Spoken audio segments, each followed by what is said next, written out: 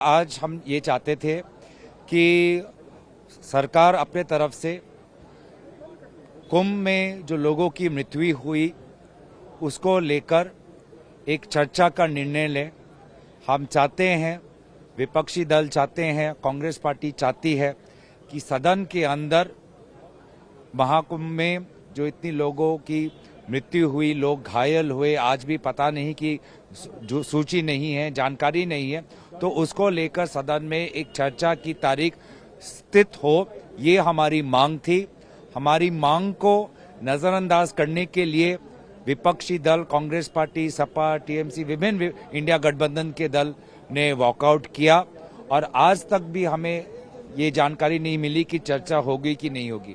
हम चर्चा के पक्ष में, ताकि पूरा का पूरा सच्चाई देश के सामने आए।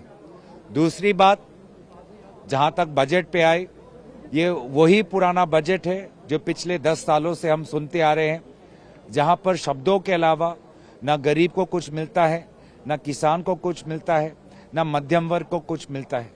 विभिन्न टैक्स के जो प्रपोजल्स आते हैं, नतीजे आते हैं, वो सिर्फ बड़े बड़े कंपनियों के मालिकों को फायदा दिलाता है और आज भी यही है। बार बार सिर्फ किसानों और मध्यम वर्ग, सिर्फ शब्दों के लिए ही है।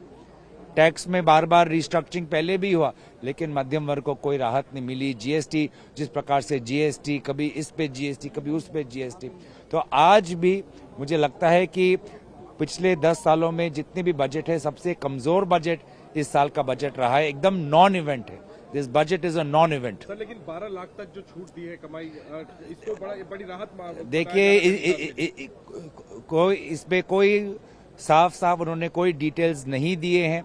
सारे उन्होंने कहा बाद में विवरण है। सरकार का ये एक पुराना खेल है कि वो दिखाते एक है और जब आप बारीकी में जाते हैं तो देखते हैं कि इसमें कोई फायदा नहीं हुआ है। तो ये एक वही परंपरा है, एक ढोंग है, एक जुमला है। जब आप बारीकी में जाएंगे, जो हमारी प्रेस कॉन्फ्रेंस आज शाम को 5 बजे होगी, उसमें सारा कुछ स्पष्ट हो जाएगा। मुझे ये समझ नहीं आ रहा कि ये भारत सरकार का बजट है कि बिहार सरकार का बजट है। आपने बिहार के अलावा किसी और प्रदेश का नाम सुना वित्त मंत्री जी के पूरे बजट भाषण में? तो जब आप देश के बजट की बात करते हैं तो सारे देश के लिए उसमें कुछ ना कुछ होना चाहिए। और ये बड़ी दुर्भाग्यपूर्ण बात है कि जिन बैसाखियों पे सरकार चल रही है, उन बैसाखियों को स्थिर रखने के लिए उन्होंने बाकी मुल्क की जो विकास है उसको बिल्कुल दाव पे लगा दिया है। मिडिल क्लास को लेकर क्या कहेंगे सर? जो Well, the tax proposals will have to be studied carefully. Right? The finance minister has made certain assertions. Those assertions would have to be looked at. The fine print would have to be looked at.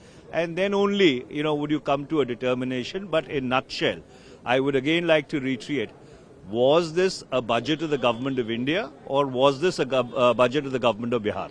लेकिन आज जो किसानों की माली हालत है, मजदूरों का जो हालत है, छात्र नौजवानों का हालत है, गरीब लोगों का जो महंगाई की मार से पिस रहे हैं, उसके लिए तो कुछ नहीं है। ये तो केवल अपना वादा फरोसी परोसना, इससे तो कुछ निकलने वाला नहीं है। जो रियल इंडिया है वो तो आज भी करा रहा है गरीबी महंगाई से। इतना ध्यान दिया सरकार ने बिहार ने बिहार पे क्या हो गया, और बिहार में पहले क्या नहीं था, अब क्या होने वाला है? चलिए, आप कह रहे सर तो मखाना बोर्ड बनने से क्या हो जाएगा बिहार को, सो बता दीजिए। नहीं, हम लोग दुखी हैं, हम लोग गुस्से में हैं कि हमेशा बिहार के लोग मोदी सरकार को पिछले 3 चुनाव से जिता के यहाँ भेजते हैं, यहाँ सरकार बनवाने का काम करते हैं, और बिहार को हमेशा ठगने का काम हो रहा है। सर, लेकिन बिहार के लिए इतने ऐलान हुए कि आपके ही सांसद मनीष तिवारी पूछ रहे हैं कि भारत सरकार का बजट है या बिहार सरकार का बजट है। नहीं, मनीष तिवारी जी को गलतफहमी होगी।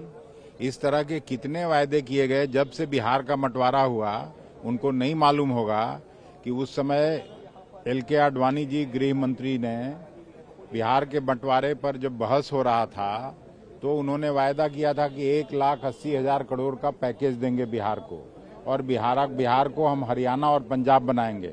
उसमें भी मनीष जी के स्टेट का नाम लिया गया था। तो आज बिहार को न तो वो ये मिला, केवल छलावा के अलावे पैकेज तो नहीं मिला। यही प्रधानमंत्री जी जाके 1,25,000 करोड़ का पैकेज का घोषणा किए थे। वो भी छलावा साबित हुआ। बिहार के साथ धोखा के अलावा कुछ नहीं हुआ पिछले 11-12 साल। You actually need jobs. Unemployment was not mentioned by the finance minister in her speech. And the generation of jobs becomes vital because in our country, not only do we have record unemployment, we have the world record in youth unemployment and in college educated unemployed. So what is the method to generate jobs for these people? Then they can get salaries and they can cheer the tax cut. But those who don't have salaries are not going to cheer the tax cut. The other concern that many of us clearly have about the budget is that the overall problems that are facing the economy were not addressed. Where is investment coming from? We've seen a decline in foreign direct investment and we've seen no investment, no willingness on the part of the domestic investors to come in. जो budget होता है ये annual होता है। ये भगवान की कृपा से ऐसे लोग पावर में हैं जो 1 साल की बात ही नहीं करते हैं, 50 साल की बात करते हैं। अरे 50 साल तक आप रहोगे, कौन रहेगा, किसको क्या पता है। तो they are not focused. Delhi election की वजह से एक इनकम टैक्स का काम इन्होंने कर दिया है, वो भी पढ़ना पड़ेगा कि एनेक्शर्स में क्या क्या लिखा है। देखिए, ये जो बजट हुआ है, आदरणीय प्रधानमंत्री जी ने जैसे बताया कि बजट आम आदमी का बजट है और जिसमें महिला, किसान, युवा इनके ऊपर ज़्यादा से ज़्यादा फोकस रखा गया और किसानों के ऊपर शुरू ही हुआ बजट किसानों की जो प्रधानमंत्री धन धान्य कृषि योजना के माध्यम से, जिसमें के द्वारा इस देश में ऐसे 100 जिले चुने जाएंगे जहां पे प्रोडक्टिविटी कम है और स्टेट गवर्नमेंट के साथ कोलैबोरेशन के माध्यम से वहां पे प्रोडक्टिविटी बढ़ाया जाएगा और वहां के किसानों की आमदनी बढ़ेगी। केंद्रीय वित्त मंत्री श्रीमती निर्मला सीतारमण ने आज जो बजट पेश किया है संसद में, वो निश्चित रूप से बहुत सार्थक बजट है।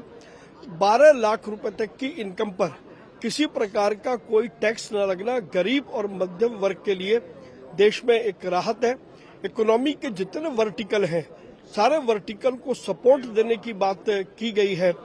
देश में अर्थव्यवस्था को और व्यापार को बहुत बढ़ावा मिलेगा। व्यापार के नए अवसर इस बजट से प्राप्त होंगे।